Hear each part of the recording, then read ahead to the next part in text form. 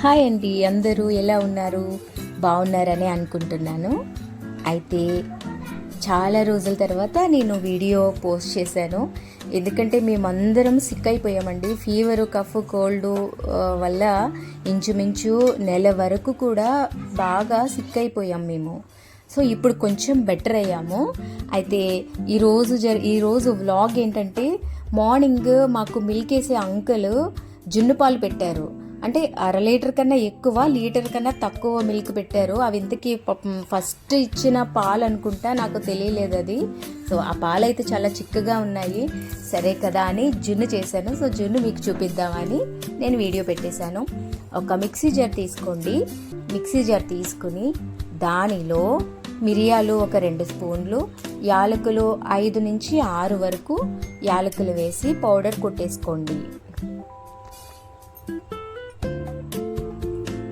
ఇలా పౌడర్ కొట్టుకుని పక్కన పెట్టుకున్నాక, ఒక పొడవు, నేను చూపించే విధంగా కొంచెం పొడవు గిన్నె టైప్లో తీసుకుని దానిలో 1కి 2 చొప్పున చిక్కటి పాలైతే కనుక, నిజానికి ఫస్ట్ ఇచ్చిన పాలైతే కనుక చిక్కగా ఉంటాయి. అవి 1కి 2 వేసుకోవాలి. నార్మల్ మిల్క్ 1 గ్లాసు చిన్న పాలైతే 2 గ్లాసులు నార్మల్ మిల్క్ వేసుకోవాలి. నాకు తెలియలేదు, ఆయన పాపం నాకు ఫస్ట్ మిల్కే ఇచ్చారు. నాకు తెలియక maybe next day second day milk అనుకున్నాను. నేను 1కి 1 ఎక్స్ట్రా పాలు వేసుకున్నాను, సెపరేట్ మిల్క్ వేసుకున్నాను. సో అలాగ నాకు 2 గ్లాసుల జున్ను పాలు అయినాయి. నేను నార్మల్ మిల్క్ ఎక్స్ట్రా 2 పాలు వేసుకున్నా, 2 గ్లాసులు వేసుకున్నాను. అంటే టోటల్గా నాకు 4 గ్లాస్ మిల్క్ అయినాయి అన్నమాట.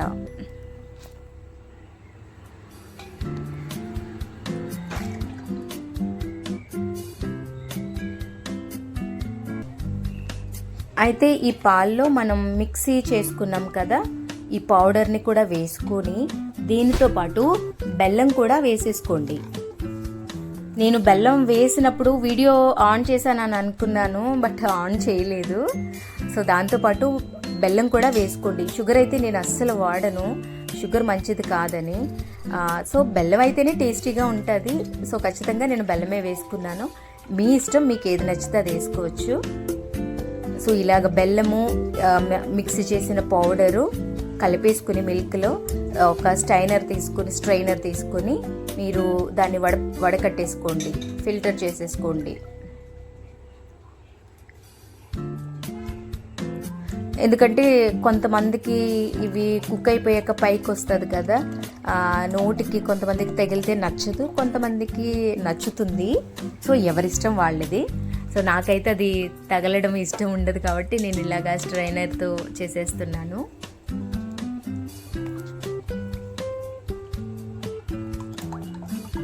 సో బెల్లం అంతా కరిగిపోయింది నాకు.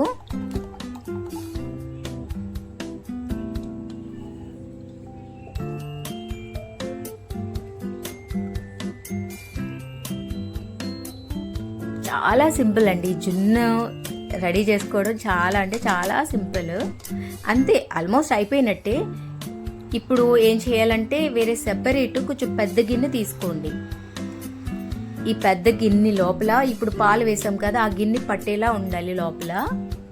అయితే ఈ పెద్ద గిన్నెలో వాటర్ వేసుకుని దాని లోపల ఈ జున్ను పాలని పెట్టాలి. పెట్టి జున్ను పాల మీద మూత పెట్టి ఈ పెద్ద గిన్నె మీద కూడా మూత పెట్టాలి. అంతే, సింపుల్ అయిపోయింది. ఇలా మూత పెట్టాక తర్వాత మనం స్టవ్ మీద పెట్టేసుకోవాలి. ఇది హై ఫ్లేమ్లో పెట్టకూడదు, అలా అని సిమ్లో కూడా పెట్టకూడదు. మీడియం ఫ్లేమ్లో పెట్టుకుని వదిలేయండి. ఇంచుమించు నాకైతే 20 to 30 minutes అయితే అయ్యింది.